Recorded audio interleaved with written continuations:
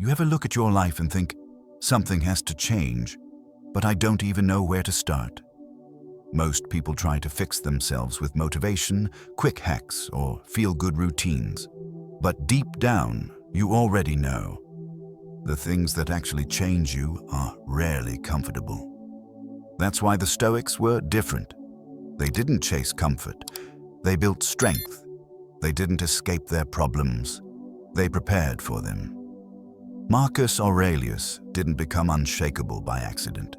He became unshakable because he treated self-care as a form of training, not a luxury. And if you're tired of feeling stuck, tired of carrying the same emotional weight, tired of living the same year over and over, this is your moment. Today, we're diving into 7 Stoic self-care habits that don't just help you feel better. They rebuild you. Slowly, quietly, powerfully. So take a breath.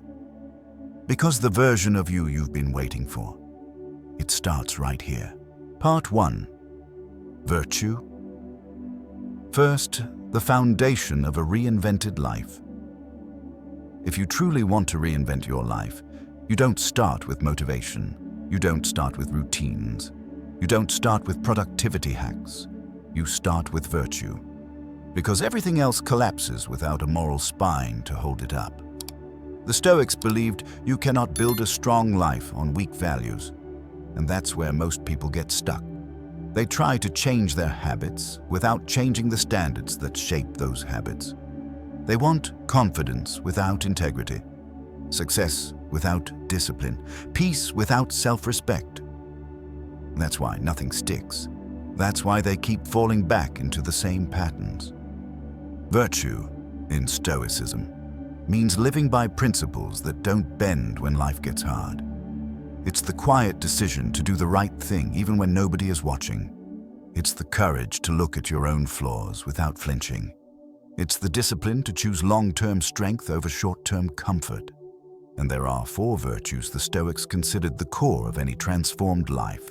Wisdom, the ability to see clearly, not through emotion, ego, or wishful thinking, but through grounded judgment. Reinvention starts the moment you stop lying to yourself. Courage, the willingness to act, not just in danger, but when facing uncomfortable truths, difficult conversations, or your own limiting patterns. Temperance, self-control, the strength to say enough, to choose moderation, to not let impulses run your life. Justice, living honorably, treating people fairly, honoring your word, and acting like someone whose presence improves the room. When you build your life on these 4 virtues, everything else changes. Not because life becomes easier, but because you become stronger. Think about Marcus Aurelius, emperor of the most powerful empire on earth, sitting alone at night writing reminders to himself. Don't let anger lead you. Don't let pride blind you. Don't let fear soften you. Don't forget who you want to be. That wasn't journaling. That was self-care at the highest level. A man sharpening his character so the world couldn't break him, sirs, and you need the same foundation. Because without virtue, every habit you build becomes superficial. With virtue, every habit becomes unshakable. So here's how you practice virtue first in your daily life. 1. Ask the 4 questions before every decision. Is this wise? Is this courageous? Is this self-controlled? Is this honorable? If the answer is no, you already know what to do. 2. Write your non-negotiables. These are the 3 principles you refuse to break, even on your worst day. Maybe it's honesty, maybe consistency, maybe protecting your peace. Put them in writing, then live by them ruthlessly. 3. Do a nightly integrity check, not to judge yourself, but to refine yourself. Ask, where did I live my values today? Where did I slip? What will I correct tomorrow? Because reinvention doesn't happen the moment you change your life. It happens the moment you change your standards. You rise to the level of your virtues, and you fall to the level of your excuses. So let this be the beginning. Stand like someone who is becoming unshakable. Act like someone rebuilding their character brick by brick.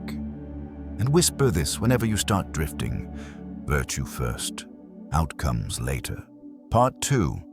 Master the 2 circles of control. If there is one habit that can instantly reduce your stress, clarify your mind, and give you back your power, it is this. Learn what's yours to carry and what's not. Most people never reinvent themselves because they spend their entire lives fighting battles they can't win, trying to control people, outcomes, timing, approval, luck, emotions of others, and every unpredictable twist of life.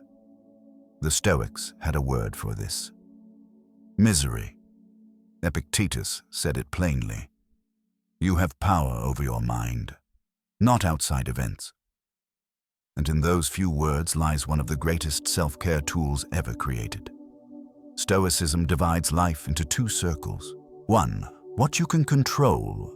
This circle is small, painfully small, but incredibly powerful. It includes your thoughts, your interpretations, your choices, your effort, your actions, your character. This is the circle where real transformation happens. This is where reinvention begins. But here's the truth most people don't want to face. Focusing on this circle is harder. It forces you to take responsibility. It demands you look inward instead of pointing outward. And that is why people avoid it. They'd rather complain about what others did than confront what they didn't do. They'd rather try to change someone else than discipline their own mind.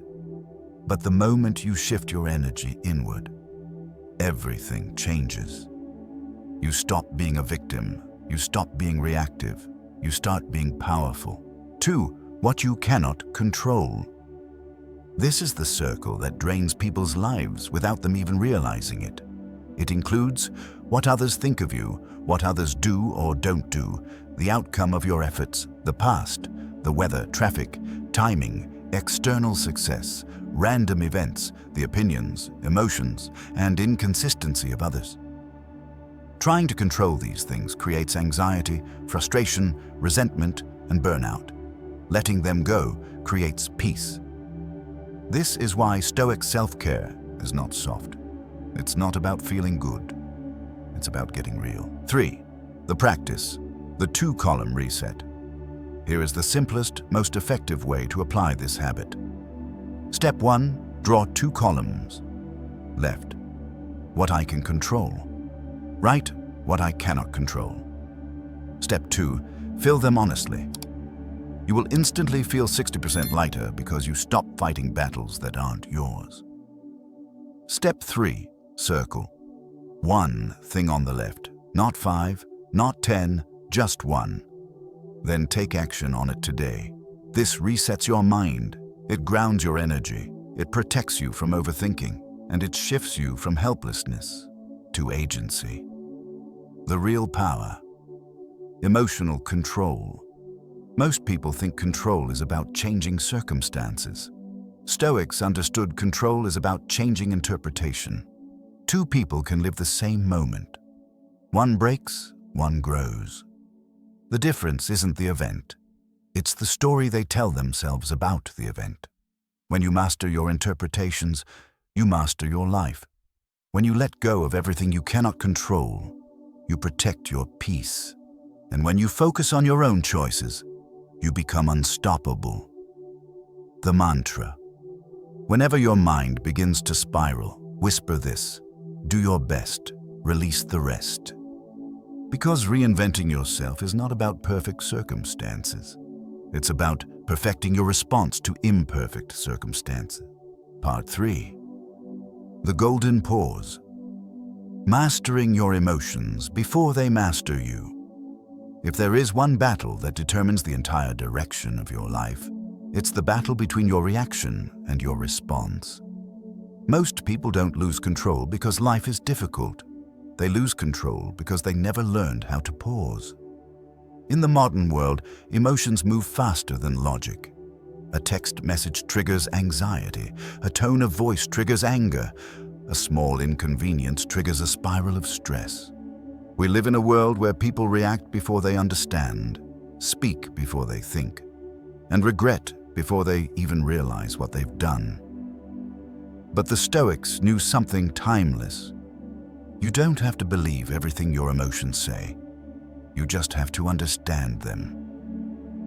Marcus Aurelius wrote, "If something external harms you, it is not the event itself, but your judgment about it." That's the golden pause. The space between stimulus and response. The moment where emotional chaos becomes emotional clarity. Why the pause matters. Emotions aren't enemies. Anger is a signal. Fear is a warning. Sadness is a reflection.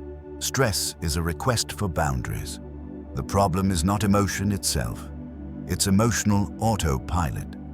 The unconscious, unthinking reactions that sabotage relationships, ruin careers, and destroy inner peace. Reinvention cannot happen until you learn how to interrupt that autopilot. And that's where the Stoic golden pause becomes the most powerful form of self-care. It protects your mind from your own impulses.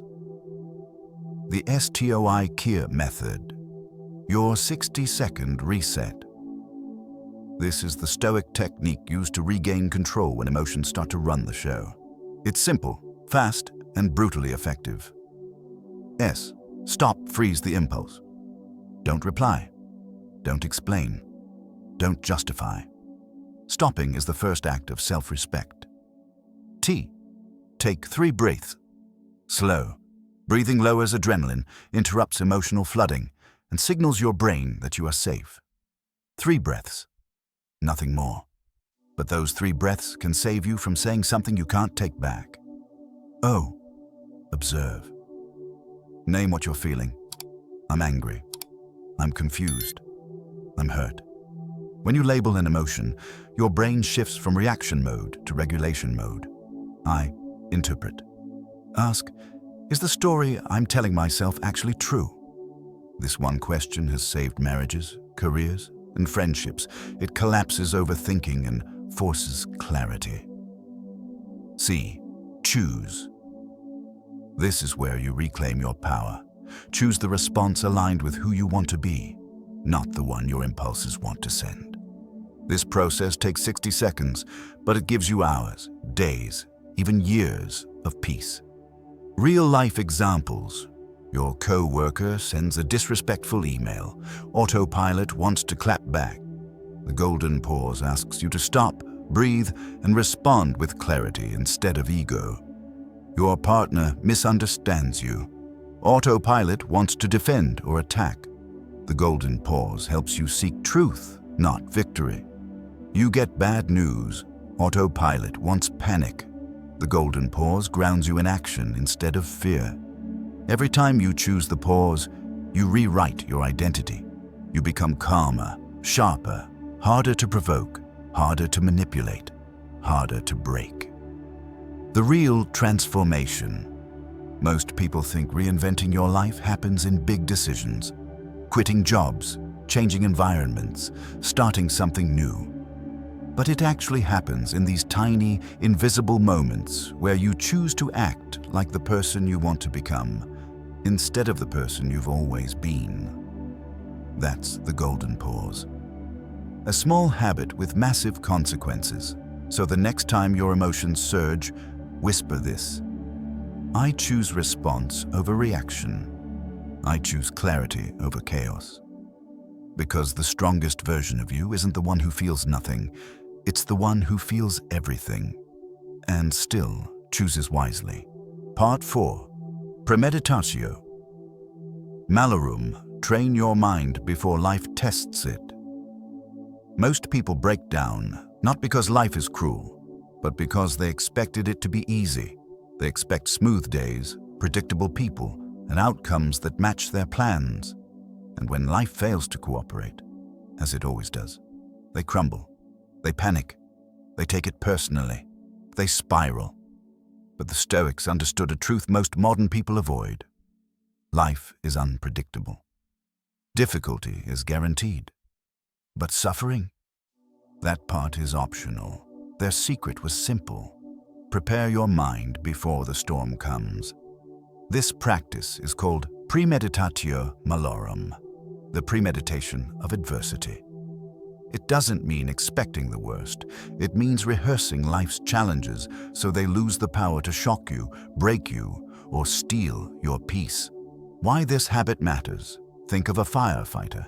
They don't wait for a burning building to learn how to stay calm. They train for it. They walk through simulations. They mentally rehearse failure, smoke, danger, and confusion. So when it happens, their mind stays sharp instead of collapsing.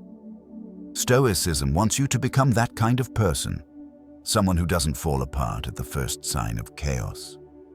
When you practice negative visualization, 3 things happen. 1. Your fear shrinks. You cannot fear what you have already met in your mind. 2. Your gratitude expands. Everything becomes a gift because you see how fragile and temporary it all is. 3. Your inner stability strengthens. The unexpected becomes less threatening because you expected the unexpected. This is not pessimism. This is psychological armor. The practice. The 2-minute morning drill.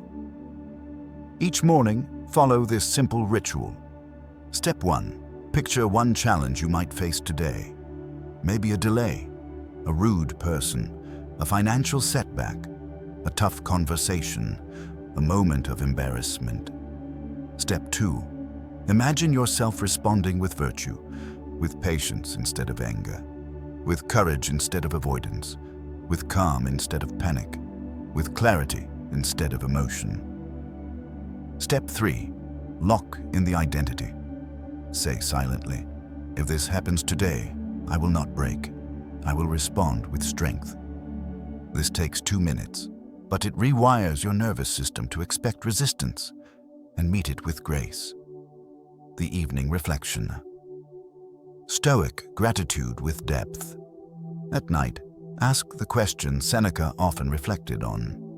If today were my last day, what would I be grateful for, and what would I regret not improving? This single sentence forces radical presence. You stop sleepwalking through your life.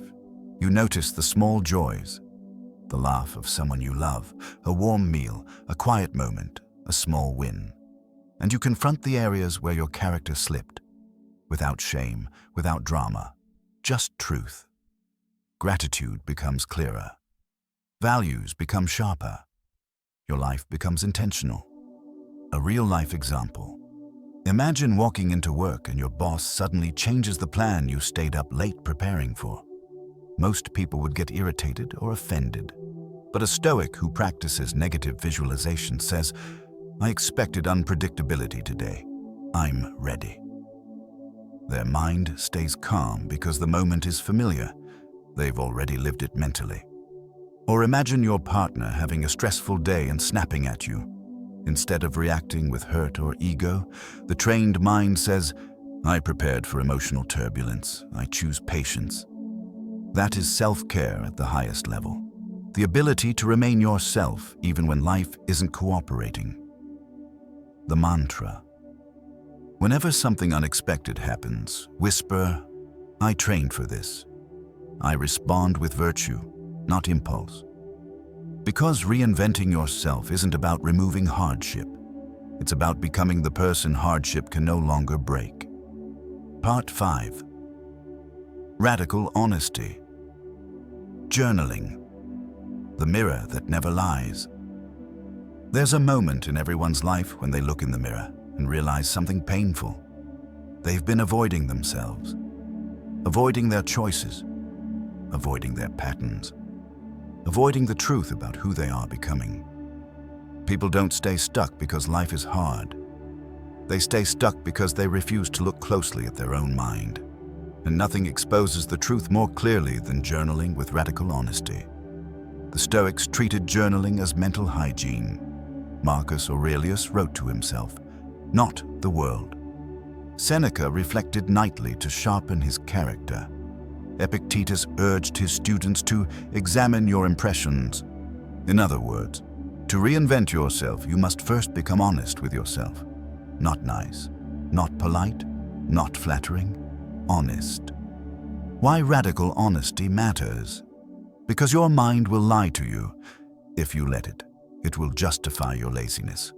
It will excuse your anger. It will rationalize your bad habits. It will blame others for what you chose. It will defend the very patterns that keep you stuck. The journal cuts through all of that. It doesn't care about your ego. It doesn't care about your excuses. It shows you exactly what you did, what you felt, what you ran from, and who you were being today. Reinvention requires awareness, and awareness requires self-confrontation. Most people avoid this because they fear what they'll find. Stoics embrace it because they know the truth is the only thing strong enough to build a new life on. The 6. Question Stoic Journal. Here is the exact structure used to sharpen your self-awareness and accelerate your reinvention. 1. What did I do well today? Celebrate it. Own it. Reinforcement builds identity. 3. What emotion hit me the hardest today? Name it. When you name it, you tame it. 3. What emotion hit me the hardest today? Name it. When you name it, you tame it. 4. What belief was hiding under that emotion? Anger hides fear. Sadness hides longing. Anxiety hides lack of control. This question exposes the root. 5. What am I grateful for? Gratitude is the antidote to entitlement and bitterness. 6. What is one action I will improve tomorrow? Small, tangible, achievable. Real change comes from tiny adjustments repeated. This journaling ritual takes 5 to 10 minutes, but the psychological return is massive.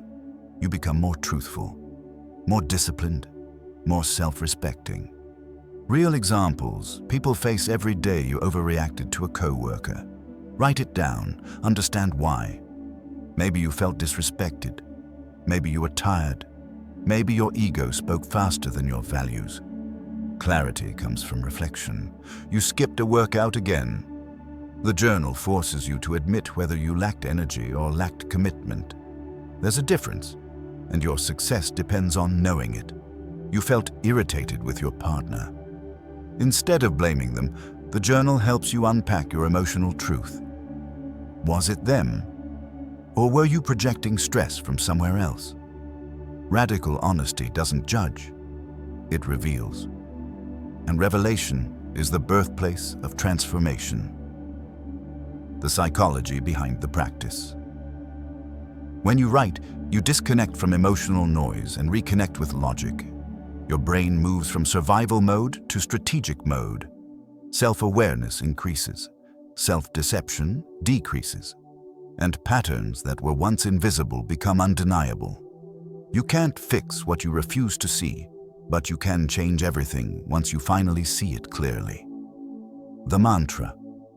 Every night, tell yourself, honesty heals, honesty frees, honesty transforms. Because you cannot reinvent a version of yourself you're afraid to face. But once you face the truth, the reinvention is already in motion. Part 6. Voluntary discomfort. Building the mental immunity. Most people never develop. If you look at anyone who is strong, calm under pressure, confident without arrogance, and grounded no matter what's happening around them, there's always one thing they have in common. They trained for discomfort. Most people avoid anything unpleasant. They avoid silence. They avoid boredom. They avoid difficult tasks, difficult conversations, difficult truths. They choose the easiest path available and then wonder why the smallest setbacks break them. The Stoics understood what modern society often forgets. Comfort is addictive. Comfort is seductive. Comfort is dangerous. Because the more comfortable you are, the more fragile you become. Seneca practiced voluntary hardship, sleeping on hard surfaces, eating simple food, exposing himself to controlled discomfort, not to suffer, but to build inner immunity. He wrote, "We suffer more in imagination than in reality, and voluntary discomfort proves it." Once you choose discomfort on your terms, Life's unexpected challenges stop feeling so overwhelming. Why this habit matters. When you expose yourself to controlled difficulty, 3 powerful things happen. 1. You stop fearing discomfort. Fear loses its grip the moment you discover you can survive more than you thought. 2. You build discipline automatically. Discipline is not motivation. It's the ability to do the hard thing even when you don't feel like it, and voluntary discomfort trains exactly that. 3. You toughen your identity. You no longer see yourself as fragile. You see yourself as capable, and identity drives behavior more than anything else. Most people want to reinvent themselves but still cling to comfort. You cannot have both. Reinvention demands friction. The practice. The Stoic micro-hardship. Menu voluntary discomfort isn't about punishing yourself. It's not extreme, it's not reckless. It's controlled, safe, intentional, and designed to stretch, not break you. Choose one of these each day. Cold or cool. Showers, 30-60 seconds. Not to suffer, but to train your nervous system to remain steady under shock. Skip a small comfort, one light meal, a favorite snack, or late-night scrolling. Not deprivation, discipline. 10 minutes with no phone, no noise, no distraction. Most people panic in silence. Training stillness is training power. Walking instead of driving short distances, build physical grit and mental clarity. Doing one uncomfortable task immediately. The call you're avoiding, the message you haven't answered, the mess you haven't cleaned. Discomfort avoided becomes suffering. Discomfort faced becomes freedom. One difficult conversation per week. Say what needs to be said, with calm, with honesty, with courage. Each micro-hardship rewires your brain. Each builds your tolerance. Each lowers your fear threshold. Each strengthens your identity as someone who does hard things. The psychology behind it. Your brain adapts to whatever you repeatedly expose it to. If you constantly seek comfort, your resilience shrinks. If you consistently face discomfort, your resilience expands. This is why athletes train under pressure. Why soldiers train in harsh conditions. Why Stoics train their minds through voluntary challenges. You're not preparing for suffering, you're preparing for life, and life will test you whether you're ready or not. Real-life example. Imagine 2 people. Person A avoids difficulty, hits snooze, cancels the gym, escapes into entertainment, shies away from discomfort. Person B chooses small, controlled discomfort daily, wakes up on the first alarm, finishes tasks they don't feel like doing, faces challenges head-on, trains their mind in silence. When stress arrives, Person A collapses. Person B remains steady, not because Person B had an easier life, but because they trained for a harder one. The mantra. Whenever something feels uncomfortable, whisper, "This is training. Hard things shape me." Because the truth is simple. You cannot reinvent yourself while avoiding discomfort, but if you learn to embrace it, you become someone life cannot break. Part 7. The art of saying no, protecting your time, energy, and self-respect. If you want to reinvent your life, there is one skill you must master. A skill so simple, yet so uncomfortable for most people that it quietly destroys their happiness. Saying no. Not because you're rude, not because you're selfish, but because your life depends on it. Most people don't burn out because they're weak. They burn out because they've been living on everyone else's schedule but their own. They say yes to invitations they don't care about, yes to responsibilities that drain them, and yes to people who never reciprocate. Slowly, their time disappears, their energy fades, their self-respect erodes. The Stoics understood this danger well. Marcus Aurelius warned against scattering your attention. Epictetus said you become what you give your time to. Seneca called it the greatest tragedy of life. Not that we have little time, but that we waste much of it. And nothing wastes more time than the inability to say no. Why this habit matters. Saying no is more than a boundary. It's a declaration of identity. When you say no, you are saying, my time matters, my peace matters, my priorities matter, my life matters. And most importantly, you do not get to decide how I spend my limited existence. Every yes you give away carelessly is a small act of self-betrayal. Every intentional no is an act of self-respect. Reinvention requires that you stop living for the approval of others and start living for the values that define you. The 3-step Stoic method to say no with grace. You don't need anger. You don't need long explanations. You don't need guilt. You need clarity. Step 1. Identify your top 3 priorities for the week. These are the non-negotiables. If an invitation, request, or responsibility does not support these priorities, it is a distraction, not an opportunity. Clarity makes saying no easier because you are not rejecting the person. You are protecting the mission. Step 2. Use the neutral boundary sentence. This is the Stoic-approved way to decline without drama. Thank you for thinking of me, but I can't commit to that right now. It's polite, it's firm. It closes the door without emotional friction. Variations. I appreciate it, but I need to pass. I'm not available for that, but thank you. That doesn't fit my schedule at the moment. Short, clean, no guilt. Step 3. Audit your last 7 days. Look back at your calendar, your texts, your tasks. Which yes drained you? Which yes helped you grow? Which yes was given out of obligation, fear, or habit? Your reinvention begins by cutting 20 to 30% of the noise. Real-life examples. Your co-worker asks you to take on a task that isn't yours. Old you. Sure, I can do it. New you. I'm not able to take that on, but I hope it goes smoothly. A friend wants you to go out, even though you're exhausted.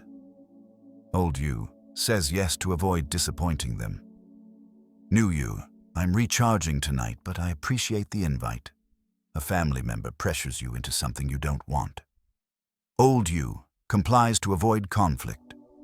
New you, that doesn't work for me, but thank you. Boundaries aren't walls. They're doors. Doors you get to open and close. The real transformation. When you begin saying no, 3 things instantly shift. 1. Your peace returns. You stop living in overwhelm and start living in alignment. 2. Your self-respect grows. You no longer betray yourself to please others. 3. Your relationships improve. People who value you will honor your boundaries. People who don't will leave. Both are gifts. Saying no doesn't push the right people away. It filters the wrong people out. The mantra. Whenever you feel pressured to say yes, whisper, if it costs my peace, it's too expensive. My time is mine. Because you cannot reinvent yourself if you keep sacrificing your energy to things that don't build the future you want. No is not rejection. It is protection, and it is one of the highest forms of self-care you will ever practice. Reinventing yourself is not a single moment of inspiration. It's a daily choice. A disciplined, intentional, and often uncomfortable choice. The 7 Stoic self-care habits you just learned aren't trends. They're not motivational fluff. They are ancient tools for building a mind that cannot be shaken, a character that cannot be corrupted, and a life you're finally proud to live. When you choose virtue first, you anchor your identity. When you focus on what you can control, your stress dissolves.